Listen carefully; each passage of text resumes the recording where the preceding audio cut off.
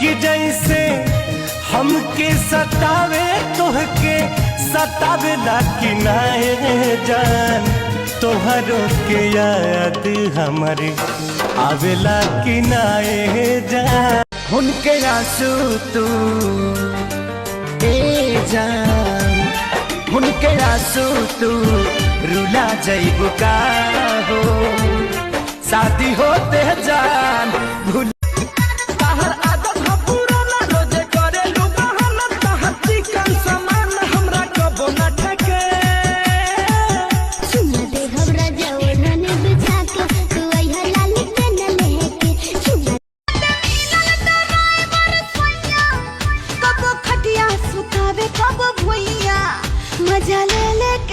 मजा ले लेके मजा ले लेके आगे पीछे डोले की राती। ए हो वो खाली देखने में भोला है, मैं समझती थी लोला है, माल दूधू को रख ले हैं मेरे साथी ने।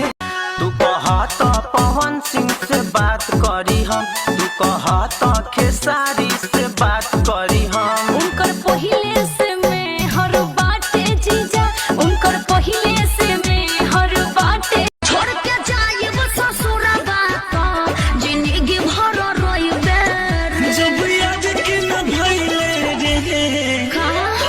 अब तो कमर के नीचे भी उठल लगता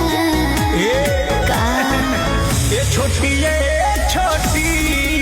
तहरा चोटी से चोट लगता, ये छोटी